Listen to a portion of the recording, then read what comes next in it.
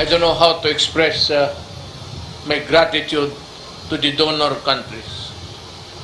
That you remember the poor nations is in fact already a plus for humanity. And in behalf of the Republic of the Philippines and of the people and all, I'd like to say again that we felt the gratitude in our hearts, and may God bless you for your benevolence. Sa panig ng WHO, ipinunto naman ni Dr. Abiasinghe na patuloy pa ang magiging kooperasyon ng bawat isa hanggang tuluyan ng masugpo ang COVID-19 pandemic. Together, we are stronger. And today's arrival in the Philippines of the COVID-19 vaccines from the COVAX facility is a testament to the strength of collaboration, cooperation, and compassion.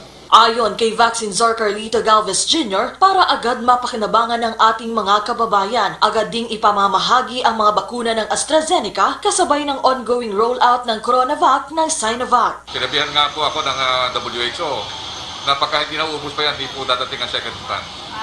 So pagka po nakita nila na ubos na ang AstraZeneca, then second tranche will come in.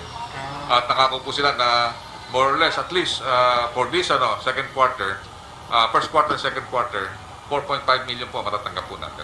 Kaya naman ang pakiusap ni Pangulong Duterte sa mga Pilipino, huwag nang mag-alinlangan at makilahok na sa National Vaccination Program dahil ang mga gamot naman na ito ay tiyak na ligtas at epektibo.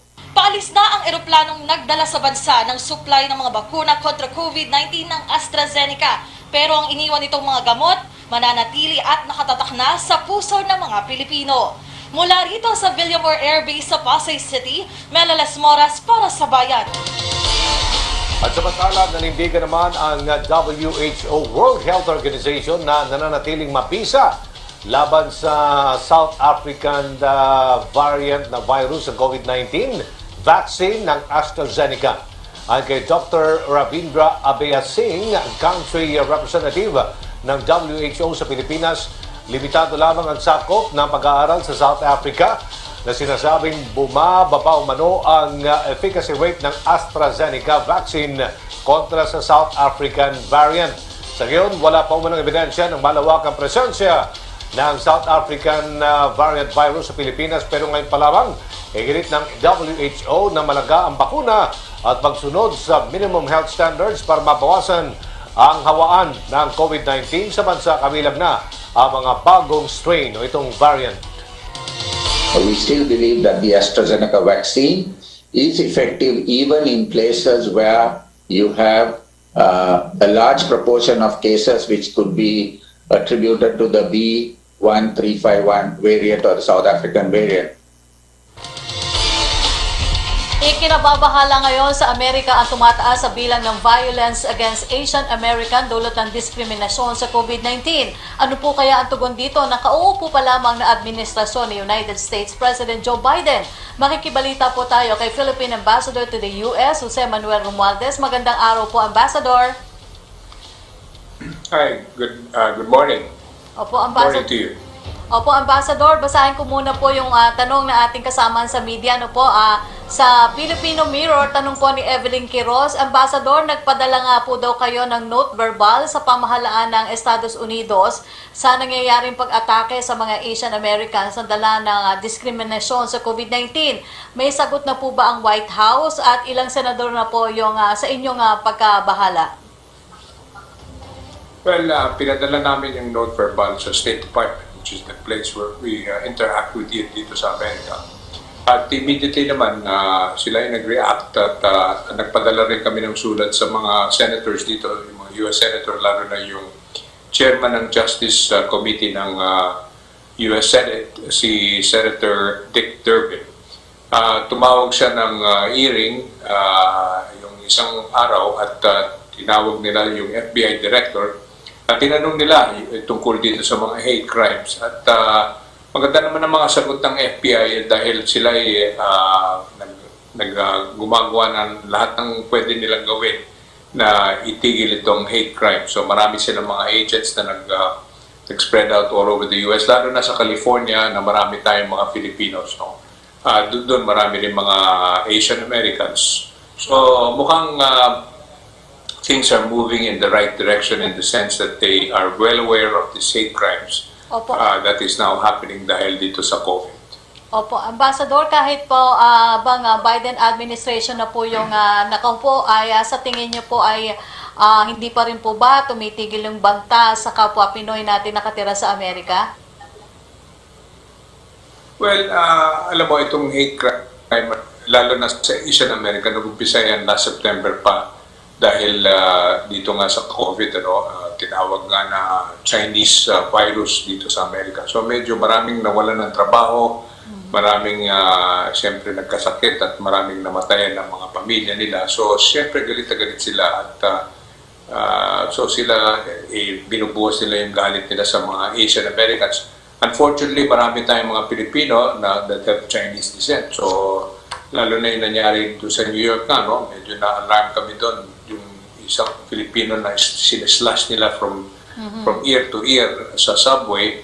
Doon medyo kami dito sa embassy at immediately we called our consulate in New York at tinawag namin ang pansin ng State Department na we're very concerned about the safety of many of our Filipino Americans and Filipinos living in New York.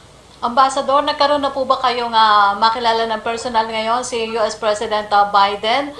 May mga in case po may mga napag-usapan na po ba kayo tungkol sa relasyon ng Pilipinas at ng Estados Unidos?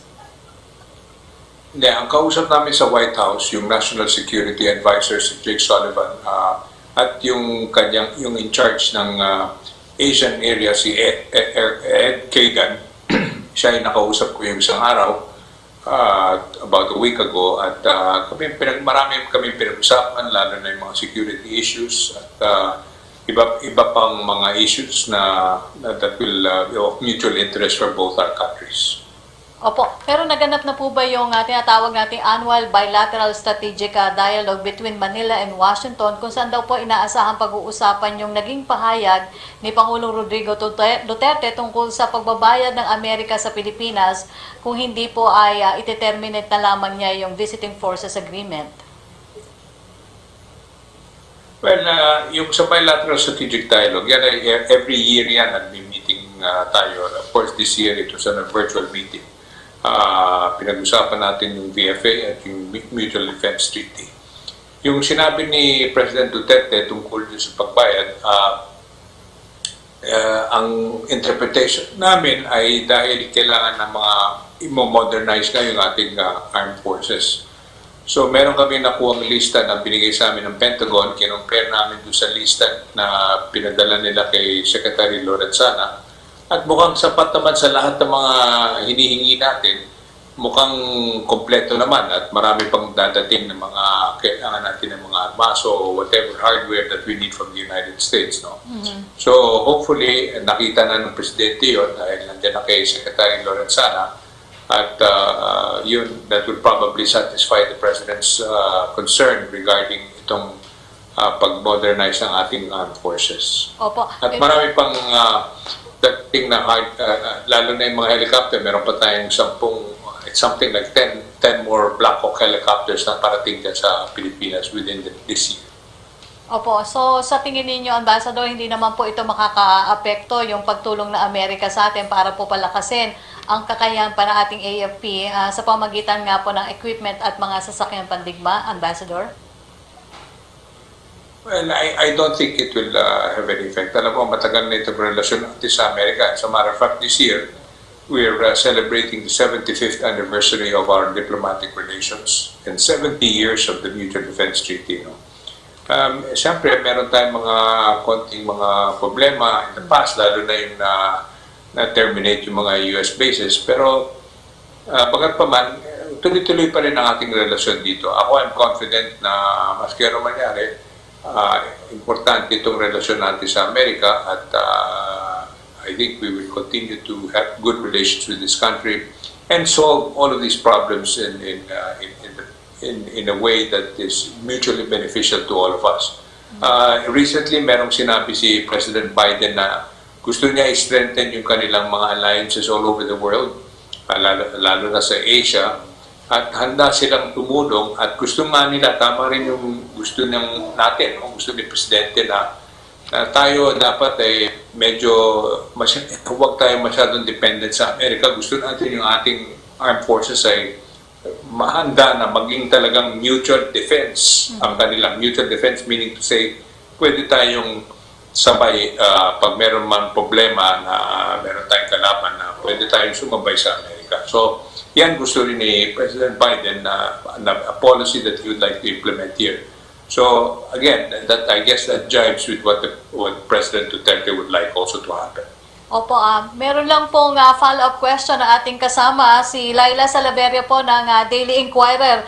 Paki-clarify lang daw po, does he mean, you mean providing enough military equipment to the AFP will convince the President to keep the VFA? Well, at the end of the day, the President has the sole prerogative to either to renew or extend the visiting forces of agreement.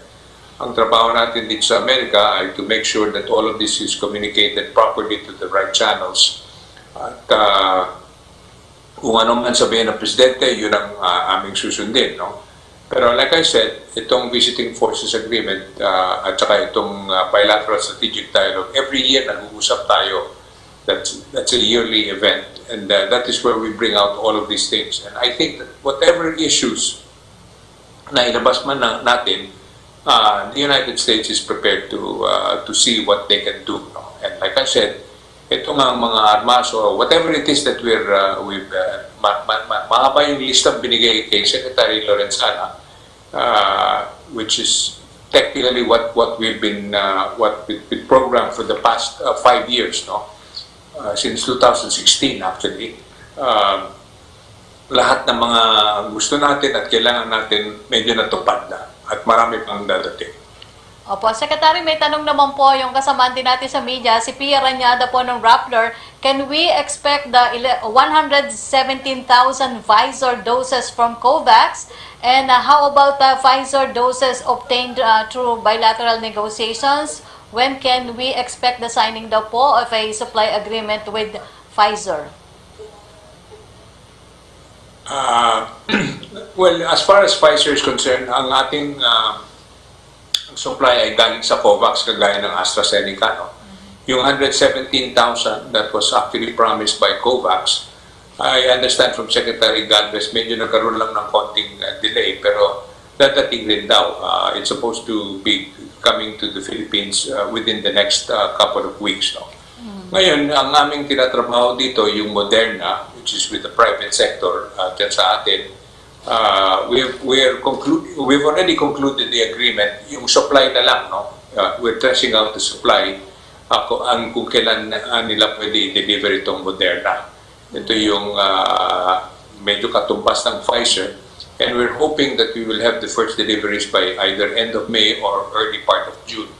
Yan ang tinatarget natin. And then of course, hindi naman sabay-sabay lahat yung 20 million na binibili natin sa Moderna. Half of that, or almost half of that will go to the private sector and their employees, malaking force yan. And then the other half will go to the other, to our health workers, to all the rest of the Filipinos that will be receiving the Moderna, no, through the LGUs and other entities there in the Philippines. So we're confident that all of these things will be coming, this definitely within the next second half of this year. We will be expecting this vaccines coming from the United States arriving. And also, I'd like to, gusto ko lang sabihin sa ating mga mamamayan, na alam mo, ang Amerika nagdo-double up yung kanilang production ng mga vaccines. No? Sinabi ni President Biden na by end of May, lahat ng mga Amerikano pwede silang ma-vaccinate kung gusto nila. There will be enough for the United States. So in other words, yung demand nila, the supply that they need will be completed by the end of May. But the production will continue for lalo na itong pinakabagong lumalabas na yung Johnson & Johnson na one jab, no? Lahat yan will be made available to the world, which everybody agrees. Hindi naman pwede yung isang bayan lang COVID-free na. Kailangan lahat, the whole world. So they're aware of that, and that the fact that they're back into the WHO and they are also contributing to the COVAX facility will give access to most countries, especially the Philippines. Opo. Ambassador, may follow-up question lang po si Joseph Morong ng GMA News about Pfizer. What accounts daw po for the delay, and are we scheduled to receive other vaccines from other American manufacturers? If yes, how many and when daw po? Okay, well, like I said, yung Pfizer, right now, we have negotiated it through the COVAX facilities. The reason for that is because dahil it's definitely more affordable, no, kung bibili natin diretso. Ngayon, yung sa Moderna, iba yun, no? Kaya natin inimbita yung private sector na sumama sa gobyerno para at least we can be able to spread it out at saka yung cost, no? Tsaka this is also being financed by the World Bank, which we were able to work with also for this purchase of Moderna. Lahat yan dadating no later than at least the first batches will start arriving no later than June of this year, and all the way down to the third and fourth quarter of this year. So that's Moderna. Ngayon yung Pfizer, yung Novavax na si Secretary Galvez is also working on. I think we've already concluded that one, and that's why he's going to India to talk to Novavax. That is an American pharmaceutical company, but it is being produced in India. Opo. Ngayon yung Johnson, meron tayong naka-ready na 4 million. In other words, they have committed already for us, 6 million doses of the Johnson, pero hindi sila makakommit pa kung kailan nila mati-deliver dahil yun nga, ang priority ay yung demand muna dito sa Amerika. Opo. Which is really, I suppose it's understandable dahil gawa dito at they need to vaccinate at least 70% of Americans here in the United States. Opo, yun nga po. Ambassador, kumusta naman po yung kalagayan ng ating mga kababayan dyan? Marami na po ba yung mga nagpabakuna? Or may agam-agam din po ba sila? Or yung hesitation na kumuha ng bakunang ituturok sa kanila? At paano nyo po sila ini-encourage na talagang sumailalim din sa vaccination program ng Amerika? Well, yung ating mga health workers, which is they're hard-working Filipino nurses and doctors here, sila nanguna na inoculated na or vaccinated na, no? And they're encouraging all Filipino Americans and Filipinos alike to go ahead and get the vaccine. There is no question that the only way that we can manage and control it is through the vaccine. Wala na tayong ibang choice. So in fact, I'm also encouraging all our kababayan sa Pilipinas na go ahead and take the vaccine. At saka tama rin whatever is available, kunin na ninyo yan. Whatever it is that's being offered right now. Dahil hindi naman nilalabas yan ng WHO or even yung Sinovac. That will not be delivered to us if it's something that doesn't work. No? We just have to face the fact that the sooner we get vaccinated, the better for everyone, especially there in the Philippines. And then rest assured that at least from my conversations with Secretary Galvez, we will have enough vaccines to really be able to have that herd immunity that we're looking at. Opo. Ambassador, may follow-up question lang po si Joseph Morong ng GMA News. Ilan daw po ang Novavax? Ang Novavax, ang pagkaalam ko sabi sa akin ni Secretary Galvez is something like 30 million doses. No? So that will be for at least 15 million people. Dalawa rin yung kailangan ng jobs yan. Ang mag-inoculate ng Novavax yung United Lab. Alam mo, ang ginawa natin as early as middle of last year, upon the instructions of the President, we have been talking to the pharmaceutical companies here.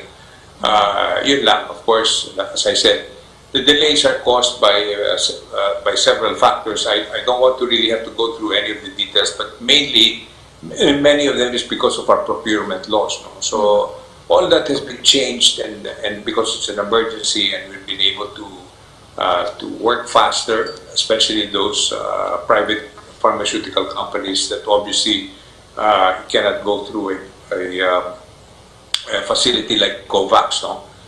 So it takes time, but we're not far behind as people think, that we're not far behind from many countries. Sa totoo lang, we're actually better off than many countries because it's technically we're only the first week of March when we already started our vaccination program. We're very confident that we would be able to get the vaccines that we need before the end of this year and on to early next year. Opo. Ambassador, may follow-up lang din po si Pia Gutierrez ng ABS-CBN kung update lang daw po sa request ng Pilipinas for additional Pfizer vaccines under COVAX facility. Yes, like I said, yung supply dito sa Amerika, siyempre yung una, no? Kasi when President Biden took office, his instructions were to supply or to be able to give Americans the vaccines at the quickest possible time. So in the beginning, medyo slow yung kanilang production, pero nag-double up na nga, and Pfizer has already sort of like is now working with the competitor, yung Merck, which is another pharmaceutical company. So they're doubling up their production of the vaccines. And as I said, kung ma-supply na yung demand dito sa Amerika, there'll be enough that they'll be able to now start selling this, or perhaps exporting it, or going through the COVAX facility, which is really the best way, because yung COVAX is a pool of many vaccines that the WHO put together so that it will be able to supply the rest of the world, especially countries like the Philippines, where our resources are of course limited. No, it's not a limitless type of thing. Kaya nga itong Moderna, lumapit tayo sa World Bank to give us the financing that dahil medyo mahal nga itong Moderna because of the fact that it's a new company. Well, it's a smaller pharmaceutical company that we needed to get this particular kind of vaccine, which is the special one, the RNA development. Opo. Maraming salamat po sa inyong panahon, Philippine Ambassador to the US, Jose Manuel Romualdez. Maraming salamat din. Thank you very much. Nasa 1,000 health workers naman ang magpapabakuna sa Cardinal Santos Medical Center sa San Juan City gamit po ang CoronaVac ng Sinovac. Matatandaan sa naturang ospital na na-confine ang pinakaunang kaso ng local transmission ng COVID-19 sa bansa. Ang report, alamin natin mula kay Clazel Padilla. Clazel? Yusek Rocky, dito sa Cardinal Santos Medical Center, dinala ang pinakaunang kaso ng COVID-19 community transmission sa bansa noong March 5, 2020. At makalipas ang isang taon, ngayong araw naman ay isinasagawa na ang mass vaccination ng COVID-19 vaccine. Kabilang sa nagpaturok ng CoronaVac, ang pulmonologist na si Dr. Nino Hill O'Connor na siyang humahawa kay patient number 5. Ang unang kaso ng COVID local transmission sa Pilipinas. Ito yung pinakaunang pasyente na walang travel history sa bansa pero tinamaan ng COVID. Magkahalong emosyon ang naramdaman ni Dr. O'Connor. Masaya siya na sa wakas may proteksyon na siya laban sa virus, pero malungkot din si Dr. O'Connor para sa kanyang mga pasyenteng binawian ng buhay at hindi na naabutan pa ang bakuna. Pero mas malakas na raw ngayon ang loob ni Dr. O'Connor na haharap sa kanyang mga pasyente dahil may bakuna na siya. Isa lamang siya sa higit 1,000 healthcare workers at non-medical frontline na nagtatrabaho dito sa CSMC na nasa vaccination list. Sabi ni Dr. Zenaida Javier Uy, kahit na dumating na sa bansa ang AstraZeneca vaccine, Yusek Rocky, ay wala pang umaatras sa Sinovac na magpaturok. Mataas ani ang kumpiyansa sa bakuna ng kanilang mga empleyado. Katunayan, Yusek Rocky, may 13 ring senior citizens na nagpalistang magpabakuna kahit pa hindi nire-rekomenda ang Coronavac sa mga matatanda. Pinapirma sila ng consent form at isa sa ilalim sa health screening. Kasalukuyang 1,300 doses ng vaccine ang naibigay sa CSMC na isa sa pinakaunang pribadong ospital na nabigyan ng bakuna. Humiling na rin ito ng karagdagang AstraZeneca vaccine. Kapareho yan, Yusek Rocky, kay Marikina Mayor Marcy Teodoro na humiling sa National Immunization Technical Advisory Group o NITAG na mabigyan din ng AstraZeneca vaccine ang lungsod. Sa ngayon ay nasa 1,000 Sinovac ang na-allocate sa Marikina. Hindi pa aniya kasama sa lungsod, hindi pa kasama ang lungsod sa mabibigyan ng AstraZeneca. Naiintindihan naman daw ng alkalde na prioridad maturukan ng bakuna ang mga lugar na may mataas na kaso ng COVID. Pero Yusek Rocky, kung ang dahilan daw ng pagsipa ng kaso ng COVID sa isang lugar ay ang South African variant at sinasabing posibleng hindi ganoon ka-epektibo ang Oxford AstraZeneca sa naturang strain, baka raw pwedeng ibigay na lang ang ilang bakuna sa mga healthcare workers sa Marikina. Samantala, Yusek Rocky, yung kasalukuyang update dito ay ongoing pa rin yung vaccination at nasa 230 yung initial number ng mga healthcare professionals pati non-medical workers yung inaasahang magpabakuna ngayong araw at sa ngayong linggo, sa susunod na linggo, matatapos yung actual na nasa 1,000 vaccination list. Yusek Rocky? Okay, maraming salamat sa inyong report, Laisel Pardilla. Patuloy din ang vaccine rollout sa mga pampublikong ospital sa Metro Manila. Kaninang umaga ay nagsimula na ang pagbabakuna sa healthcare workers sa Makati City gamit ang Sinovac. Puntahan natin si Luisa Erispe para sa detalye. Luisa. Azo, nagsimula na nga ngayong araw ang vaccine rollout dito sa lungsod ng Makati para sa mga healthcare workers. 300 na healthcare workers ang inaasahang matuturukan ngayong araw sa ospital. Sakto lang ito sa 300 doses ng Coronavac na inilaan ng national government para sa lungsod.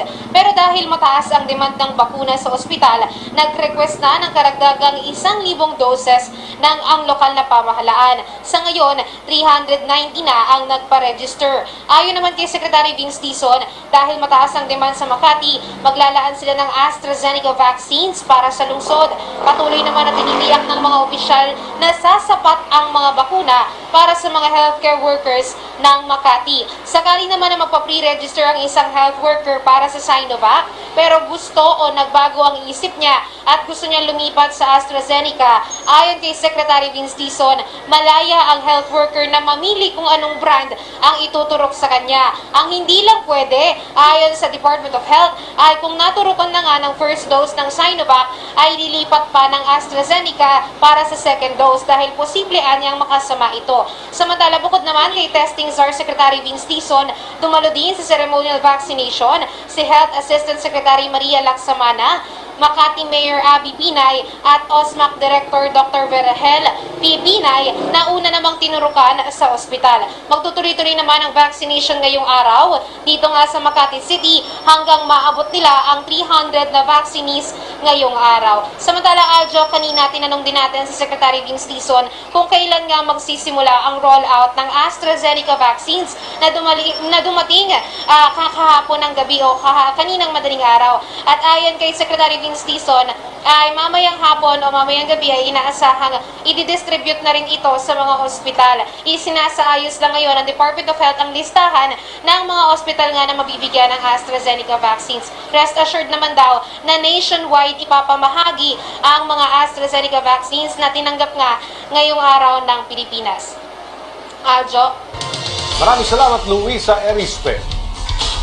Matagal na ang plano ng Department of Education na subukan ang face-to-face classes sa gitna ng COVID-19 pandemic, pero hindi pa pumapayag ang ating Pangulong Duterte na ito'y ituloy. Sa kanilang pinakahuling proposal, kumbinse na kaya si Pangulong Duterte na isagawa ang pagbalik eskwela ng mga piling estudyante. Alamin natin ang paghahanda ng kagawaran mula kay Yusek Diosdado San Antonio. Magandang araw po, Yusek. Magandang araw naman po, Secretary Martin, at magandang araw din po sa ating mga taga-subaybay. Opo, Yusek, this is Aljo Bendijo. Kasama natin kasama din si Yusek Rocky. Opo. Okay, yes, Boss Aljo and Yusek Rocky, magandang umaga po sa inyo. Opo, kayo nga po ay nagpresenta kamakailan sa Senado ng inyong strategy for limited face-to-face classes. At kanila pong irerekomenda ang pagsimula ng pilot testing. Ano ba magiging kalakaran sa mga paaralan kapag pinayagan na po ito at ano po yung mga suggestion ng mga senador na ikinokonsidera ninyo sa inyong pong mga plano? Pag pinayagan na po tayo, talaga pong ang mga paaralan na napili, piling-pili po siya, mahigpit yung ating mga pamimilian, at mainam naman po yung mga narinig namin mga suggestions galing sa ating mga senador na kailangan talagang kaunti lang, lalo na yung unang grupo na magsasagawa ng limited face-to-face, at gagawin ito sa yung mga lugar talagang nadeklaran na yung COVID cases ay kung pwede talagang yung mga wala. Katulad po ng napakita rin namin, may mga nahanap na kami mga lugar na walang COVID cases nakalipas na 30 araw, priority po sila.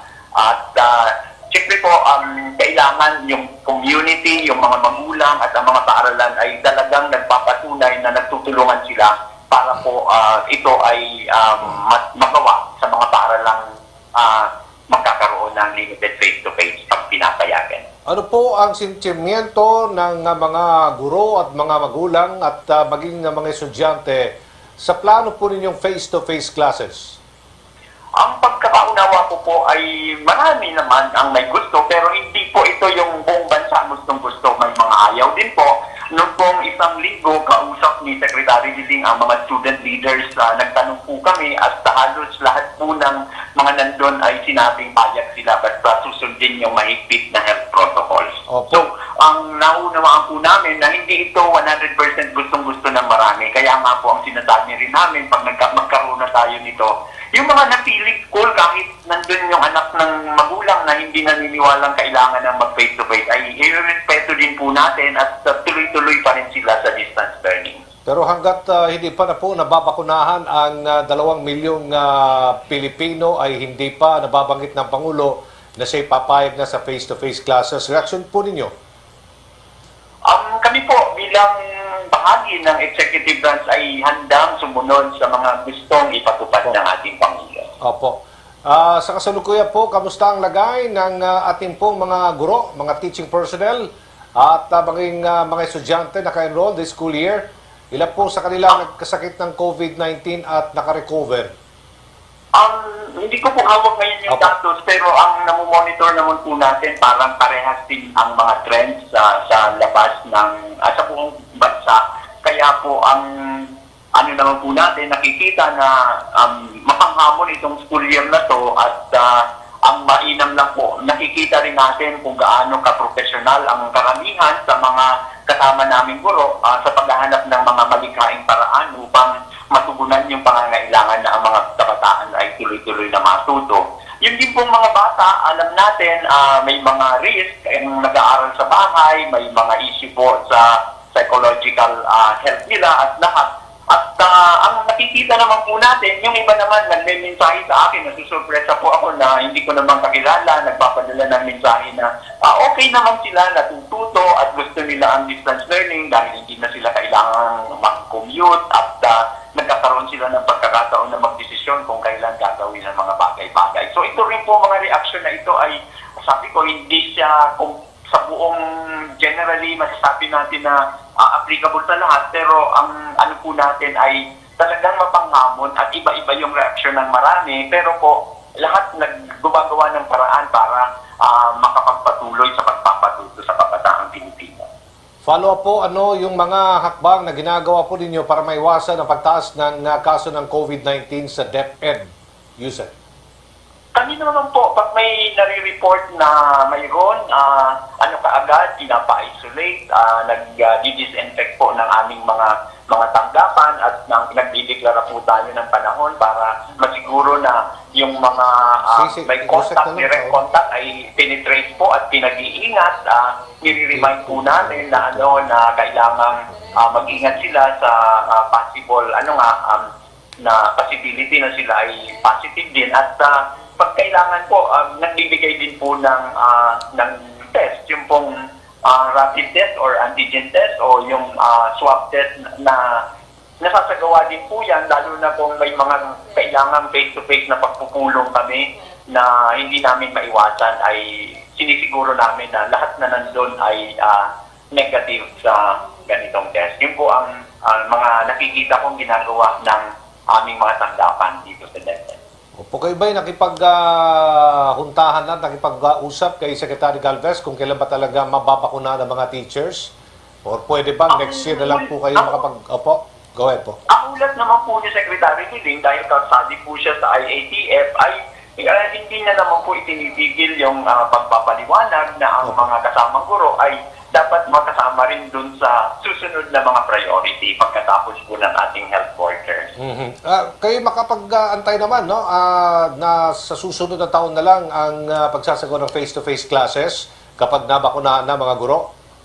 Ang sinasabi po natin, sana ang Pangulo ang maggagawa ng desisyon kung kailan sasabihin na komportable na siya na magkaroon ng limited face-to-face. So kami po ay naghahanda. Sabi nga po namin sa Senado, sa loob ng 1 linggo, pag kami ay pinayagan, kakasa po at tatakbo na yung limited face-to-face sa mga mauunang paaralang ma-identify namin na kwalipikado o napasahan yung mga nilagay naming requirements para makapagbigay sila ng face-to-face sa mga bata. Bakit po kayo nagkaroon ng adjustment ngayong taon, school year?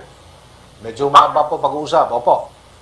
Dahil po kasi sa DepEd ay tuloy-tuloy na minomonitor ang lahat ng mga nangyayari. Unang buwan pa lang po, nagsabi ng mga bata at ng mga magulang, ang daming pinapagawa. So nagpalabas po tayo ng academic case memorandum noon sa utos ni Secretary Hiling. At sabi natin, huwag masyadong mahigpit, gawing piliin lamang yung mga lubhang napakamahalagang activities na ipapagawa sa mga bata. Pero naniniwala po kami na sa kalagitnaan ng pasukan, kailangan tingnan ulit at revisahin kahit naman po maganda yung datos na nakuha namin sa first quarter. 99% ng mga bata ay nakakuha ng pasadong marka. Ang ibig po ng ibig sabihin ng pasado ay 75 pataas.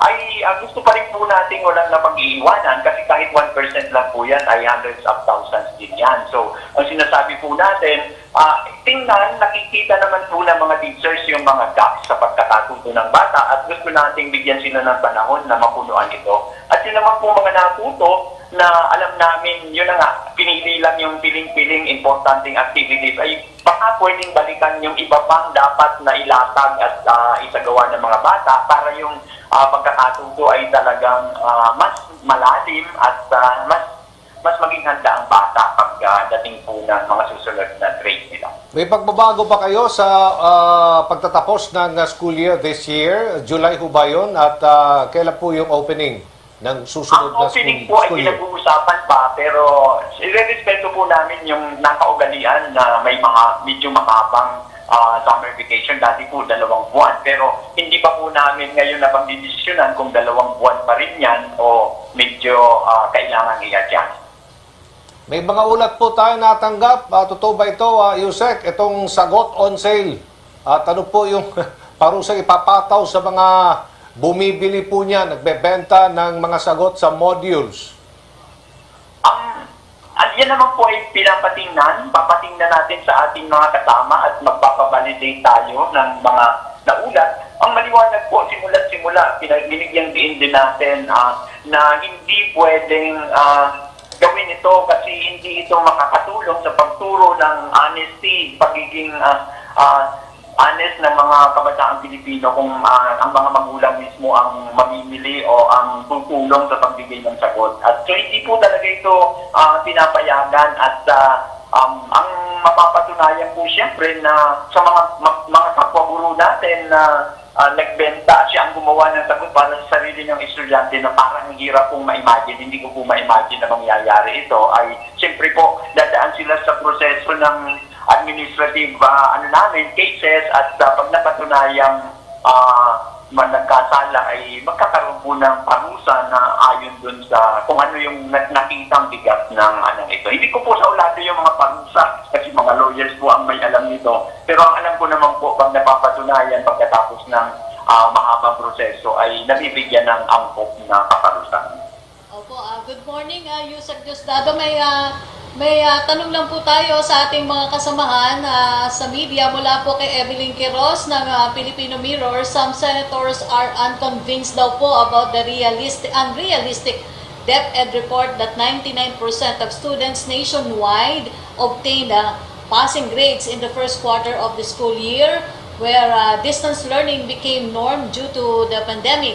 How do you account for the surprising percentage of passing grades considering the challenges of distance learning?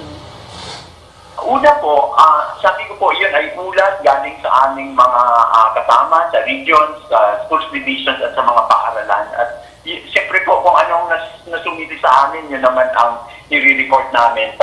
At bakit po nangyaring ganun? Una po, may mga panawagan nga na lahat ipapasa, hindi po tayo pumayag doon. At ang ginawa nga po natin, yung academic ease na binigyan nating diin, ay sinabi natin, baka kailangan mas maging considerate naman tayo ngayon. So yung pong kasing 99% na pumasa, hindi naman naunawaan, nakasama o hindi naman naliwanag namin na pati yung markang 75 ay considered pasado na. So ang gusto ko pong bigyang diin ay pwede po talaga na naging mas considerate ang mga kasamang guru natin, pero po may naiwan pa rin 1% na parang hindi naman nakipag-coordinate, nakipag-cooperate sa kanilang mga teachers. Kasi po, bilang teacher din dati, ako ang bata na nagpapakita ng pagkagustuhan na siya ay matuto ay sa unang grading period, consider ko ba yan? So baka po yung mga considerations ay napasok na, kaya mas marami ang, sabi nyo, surprising na 99% ang nabigyan ng pagkang pumasa sila. Pero po, sabi nga natin, ang maliwanag naman ay hindi talaga isinagawa ng mga teacher yung panawagan ng iba na ipasa na lang lahat ng mga bata. Opo, Yusek, may tanong po si Pia Ranyada, pero nasagot niyo na po ito, yung about face-to-face. At tanong naman po ni Kenneth Pasyente, nasagot niyo na rin po about yung possible na pagbabakuna. Tanong po ni Maricel Halili ng TV5, some workers who were hired to work on TV lessons of DepEd complained of delayed compensation. September last year, paraw po wala pang fee until now. Ano daw po ang nangyari dito?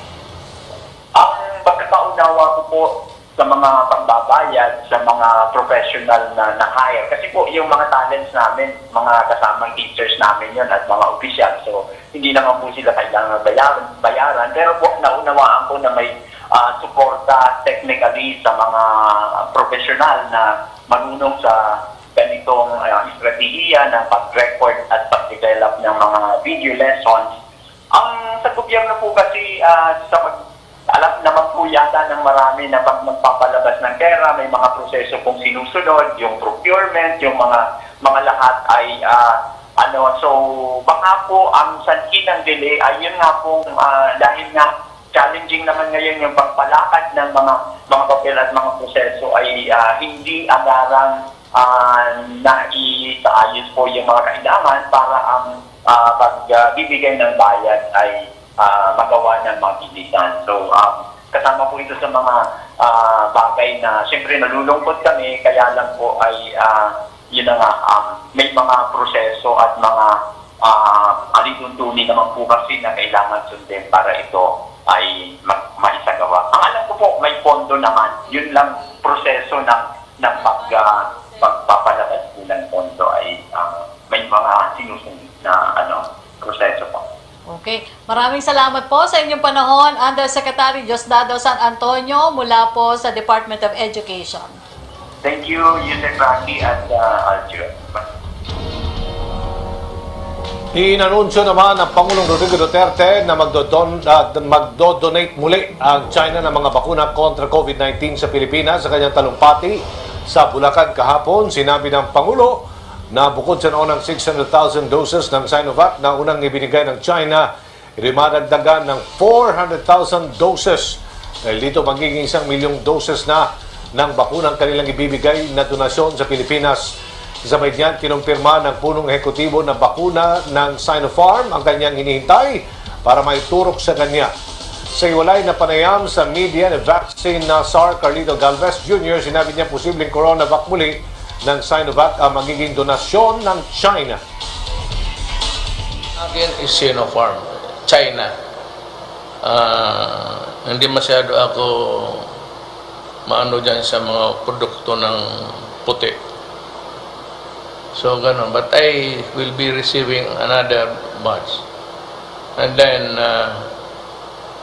another, China would give us another 400, making their donation to this country 1 million. Nakita natin yung yung sa 600,000 na donation sa China, we have an indication na baka meron pa pong mga donations na darating. Most likely yung Sinovac. Ilang health workers sa Vicente Soto Memorial Medical Center ang nabakunahan na rin ng Sinovac vaccine at ayon sa kanila, wala naman po silang naramdaman na kahit anong severe side effects. Bukod dyan, di rin magbabago ang kanilang pananaw tungkol sa Sinovac kahit na dumating na ang AstraZeneca vaccine. Si Daniel Manalastas sa detalye. Daniel? Yusek Rocky, ikalawang araw ng COVID-19 vaccination dito sa Cebu City. At kanina nga ay kinamusta natin ang ilang mga nagpabakuna kahapon. Kagaya na lamang ni Dr. Reynet Ligaray, Chairperson for Department of Pathology ng Vicente Soto Memorial Medical Center na isa sa mga binakunahan kahapon. Ayon sa kanya, maayos naman ang kanyang pakiramdam at walaan niya siyang nararamdaman na severe side effects. At ngayon naman nakarating na sa bansa ang AstraZeneca vaccines. Ang mga nagpabakuna sa VSMMC ay hindi naman daw magbabago ang kanilang pananaw sa Sinovac vaccines. Hindi rin daw magbabago ang kanilang desisyon sa pagpapabakuna kahit mayroon ng alternatibo. Base sa huling tala ng ospital, nasa 70 ang nagpabakuna kahapon, kabilang na dyan ang mga pinuno ng ospital. Nais daw nilang maging halimbawa para mahikayat ang mga empleyado na magpaturok din ng bakuna. Para naman sa ilang staff ng ospital, kagaya ni Amil, dahil nga sa wala siyang naranasan na severe side effects, ay inihikayat niya ang kanyang mga kasamahan na magpaturok na rin ng bakuna. Narito ang ilang bahagi ng kanilang pakayag. Even then, na yung isang vaccine ang nakaplano sa amin, I was always telling my co-workers, I was telling myself and my family na should yung vaccine na darating ay kukulang for the employees of Soto, I will volunteer for Sinovac. Importante kasi na may protection tayo ngayon kaysa wala. Yusek Rocky, patuloy ang pagdating ng mga healthcare workers na nais magpabakuna nga dito sa kanilang ospital. Una naman tiniyak ng pamunuan ng ospital ang kaligtasan ng mga magpapabakuna. Yusek Rocky? Okay, maraming salamat sa iyo, Daniel Manalastas. At upang magatid din na pinakauling mga kaganapan sa Cebu City, may ulat si Jan Arua. Jan? Aljo, dumating na dito sa Cebu ang pangalawang batch ng COVID-19 vaccine ng Sinovac kaninang umaga. Pasado alas 7 ng umaga, lumapag ang eroplano ng Philippine Airlines sa Mactan International Airport. Laman ang 17,480 na doses ng bakuna ng Sinovac. Nasa 29 na kahon ng bakuna ang dumating sa MCIA. Maingat na inilipat ang mga bakuna mula sa eroplano papunta sa mga refrigerated van. Mula sa MCIA, dinala ang mga bakuna sa DOH Region 7 Storage Facility. Ayon sa DOH 7 na ang naturang mga bakuna ay ilalaan sa mga Level 3 public at private hospitals ng Central Visayas. Kabilang sa mabibigyan mula sa second batch ng bakuna, ang Cebu City na nasa 9,000 doses ang ilalaan ng DOH Region 7. Higit 1,000 naman para sa Negros Oriental. Inaasahan rin na may papadala sa Bohol at Negros Oriental ang COVID-19 vaccine ngayong linggo. Ang Bohol ay mayroon ding na 6,500 na allocation ng COVID-19 vaccine ng Sinovac. At maasahan rin ang pagdating ng marami pang mga bakuna sa susunod na linggo gaya ng Sinovac at AstraZeneca. Dumating ang first batch ng COVID-19 vaccine ng Sinovac sa Cebu nitong Martes ng umaga. Umabot sa 7,200 na doses ng Sinovac vaccine ang unang dumating para sa mga medical health workers ng Vicente Soto Memorial Medical Center. Sinimulan na rin ngayon ang COVID-19 vaccination sa Cebu kahapon. Kung saan ayon kay Dr. Merijen Loreche, ang tagapagsalita ng DOH Region 7 dito sa Central Visayas at isa rin sa mga nabakunahan kahapon na wala silang natanggap na report o naiulat na may mga nakakaranas o nakaranas ng adverse effects matapos ang nangyaring vaccination kahapon dito sa Cebu. At yan muna ang latest dito sa Cebu, Aljo. John Arua para sa Bayan. Salamat John Arua from Cebu. Sa iba pang balita, mga opisyal sa Silang Cavite binigyang pagkilala sa kanilang naging bahagi sa parte sa COVID-19 responses ng pamahalaan. Pinalalahanan din sila ni Senator Bongo na laging unahin ang kapakanan ng kanilang mga nasasakupan. Narito ang report. Sa kasagsagan ng COVID-19 pandemic, ang mga barangay officials ang katuwang ng mga lokal na pamahalaan para matiyak na nasusunod ang pinaiiral na health protocols. Maituturing na rin silang mga frontliners sa laban kontra COVID-19. At nakita niyo naman po siguro ngayon na talagang merong pagbabago. At hindi po yan maisakatuparan kung hindi po sa tulong ng mga barangay officials po. Mga barangay kagawad, mga barangay captains. At alam ko ang trabaho ng barangay captain, umaga pa lang hanggang gabi po, hanggang makauwi. Sa pagbisita ni Senador Christopher Go sa Cavite, tinunghayan niya ang pagbibigay ng Service Recognition Incentive sa mga empleyado at opisyal ng mga barangay bilang pagkilala sa kanilang serbisyo. Meron din silang mga grocery, pagkain, mask, facial at vitamins mula kay Senador Go na nag-abot din ng sapatos, bike at tablet sa ilan. Abot sa 704 barangay officials na kinabibilangan ng mga punong barangay, sangguniang barangay members, mga barangay secretary at treasurer, at mga sangguniang kabataan chairperson. Bagamat maliit ang aming ira na hindi halos matugunan ang pangangailangan ng aming constituents, marami pong naitulong sa aming mga residente na mapakinabangan ang inyong incentive na binibigay nyo sa aming barangay. Kaya hamon sa kanila ni Senador Go, laging unahin ang kapakanan ng kanilang mga kabarangay. Parati naming narinig ni Pangulong Duterte, salamat, Presidente, salamat, Senador. Kayong magpasalamat po sa amin. Dahil trabaho naman po namin yan. Kami po ang magpasalamat sa inyo dahil binigyan niyo po kami ng pagkakataon na makapagserbisyo po sa inyo. Wala na kaming hilingin sa Panginoon. Kaya ibabalik po namin yung serbisyong para sa kapwa nating Pilipino. Para po sa patuloy na pagsiserbisyong medikal para sa mga Pilipino, ika-102 malasakit center binuksan sa Rafael Lazatin Memorial Medical Center sa Angeles City, Pampanga. Narito ang report. May matatakbuhan ng malasakit center mga taga Angeles City sa Pampanga at mga karatig bayan dito sa panahon ng medikal na pangangailangan. Nasa Rafael Lazatin Memorial Medical Center ang kabubukas lang ng malasakit center na siyang pangalawa na sa lalawigan. Lahat po ng outpatient at inpatient consultation na nangyayari sa ospital namin ay makakapag-avail sa malasakit center kung nangangailangan sila ng mga financial assistance for their medical and surgical needs. Nilinaw ni Dr. Canlas na hindi lang mga pasyente na nakakonfine sa Rafael Lazatin Memorial Medical Center ang maaaring magtungo sa malasakit center para humingi ng tulong. Yung pong mga nasa private hospital na naka-admit na nawalan na eventually ng pera dahil sa gas sa hospital cost, pwede rin pong lumapit sa amin, but they need to be validated by our medical social service para ma-facilitate namin yung financial needs nila. Kasabay ng pagbubukas ng malasakit center sa ospital, pinasalamatan ni Senador Bongo ang mga medical frontliners sa kanilang dedikasyon sa trabaho. Wala pong katumbas ang inyong serbisyo sa panahong ito. Konting tiis lang po kayo po ang nakakaalam dito sa gerang ito. Kaya dapat talagang unahin yung mga frontliners dito sa pagbabakuna. Si Edner Salta na isang nurse sa ospital, handang magpabakuna dahil alam niya ang magagawa nito sa kanyang katawan. Kung maibibigyan lang po ng tamang kaalaman sila regarding po sa vaccine at para saan ito, mas makakatulong po para sa bawat isa sa atin because vaccination saves lives po. Bahagi ng programa ang pamamahagi ni Senador Go ng mga tulong sa mga frontliners at mga pasyente sa ospital.